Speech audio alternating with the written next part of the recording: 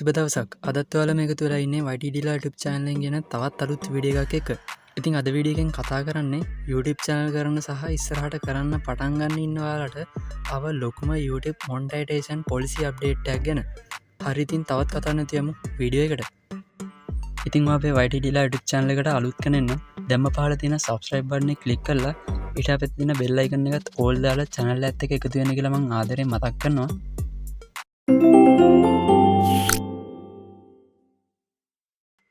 හරියාලුවනේ ඉතින් මුලින්ම කියන්න ඕන දෙයක් තමයි මේ අප්ඩේට් එක නම් එච්චර හොඳ අප්ඩේට් එකක් නෙමෙයි. කොහොම වුණත් අපිට කලින් ඉඳන් මේ වෙනකම් මොනිටයිසේෂන් පොලිසි විදියට තිබ්බේ ලොන් වීඩියෝ අප්ලෝඩ් කරන කෙනෙක් නම් සබ්ස්ක්‍රයිබ් 1000ක් වගේම වොච් ටයිම් පැය 4000ක් අවුරුද්දක් ඇතුළත සම්පූර්ණ කරගන්න ඕනේ.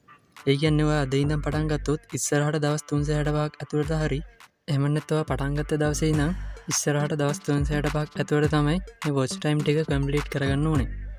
ඒ වගේම තමයි ඒවා ෂෝට් වීඩියෝ කරන කෙනෙක් නම් කලින් ඉඳන් මේ වෙනකන් තිබ්බේ මොනිටයිසේෂන් රික්වයර්මන්ට් එක විදිහට සබ්ස්ක්‍රයිබ් 1000 වගේම ෂෝට් views මිලියන 10ක් දින 90ක් ඇතුළත කම්ප්ලීට් කරගන්න ඕනේ. ඉතින් මම මේ කතා කරේ YouTube එකේ කලින් තිබ්බ කොන්දේසි ටික. නමුත් 2027 පෙබරවාරි 1 වෙනිදා ඉඳන් මෙන්න මේ YouTube මොනිටයිසේෂන් පොලිසි වෙනස් වෙනවා කියලා මෙයාලා සඳහන් කරලා තියෙනවා.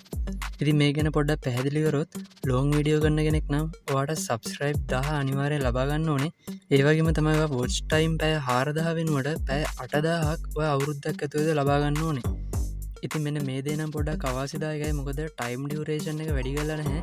අවුරුද්දක් ඇතුළතම තමයි ඔයාට පැය 8000 කම්ප්ලීට් කරගන්න ඕනේ. ඒ වගේම තමයි ඔයා ෂෝට් වීඩියෝ කරන කෙනෙක් නම් කලින් වගේම සබ්ස්ක්‍රයිබ් 1000ක් කරගන්න ඕනේ.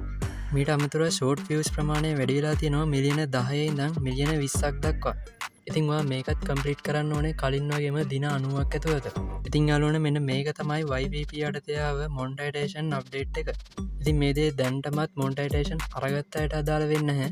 නමුත් ඔයා තාම මොනිටයිසේෂන් අරගන්න නැතුව channel එක කරගෙන යන කෙනෙක් නම් 2027 පෙබරවාරි 1 වෙනිදාට කලින් ඔයා මොනිටයිසේෂන් වලට ඇප්ලයි කරොත් ඔයාට මම අර කලින් කතා කරපු පරණ කොන්දේසිය යටතේ මොනිටයිසේෂන් ඇප්ලයි කරන්න පුළුවන්.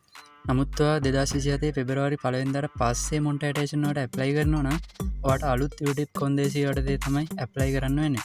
ඉතින් යාළුවනේ මේ විදිහට YouTube අප්ඩේට් ආවා කියලා ඔයා YouTube කරන එක නවත්තන්න යන්න එපා. ඔයා හරියට මහන්සියලා දාන හොඳ වෛරල් යන වීඩියෝ එකකුත් ඇති. ඔයාගේ වොච් ටයිම් 8000ක් වෙනුවට 10000ක් වුණත් අරගන්න. ඒ නිසා වීඩියෝ දාන එක නවත්තන්න යන්න එපා. දිගටම වීඩියෝස් අප්ලෝඩ් කරන්න. ඒ වගේම ඔයාට YouTube channel කරගෙන යන්න අවශ්‍ය වෙන ගොඩක් වැදගත් වෙන දේවල් මගේ channel එකේ ඕන තරම් දාලා තියෙනවා. ඉතින් ඔයාට පුළුවන් ඒවත් කැමති නම් බලලා ඔයාගේ channel එක ගොඩ දාගන්න. හරි යාළුවනේ ඉතින් මම හිතනවා අද වීඩියෝ ඔයාලට ගොඩක් වැදගත් වෙන්න ඇති කියලා. වීඩියෝ වැදගත් වුණා නම් අනිවාර්යෙන් වීඩියෝ ලයික් එකක් දාන්න. ඒ වගේම ඔයාලට මොන හරි ගැටලුවක් තියෙනවා නම් පහලින් කමෙන්ට් කරන්න. මතක ඇතුව අනිත් අයටත් මේ දේවල් දැනගන්න ෂෙයා කරන්නත් අමතක කරන්න එපා. හරි ඉතින් මේ වගේ අලුත් වීඩියෝ එකක් අරන් එනකම් ඔයාලා හැමෝටම සුබ දවසක්.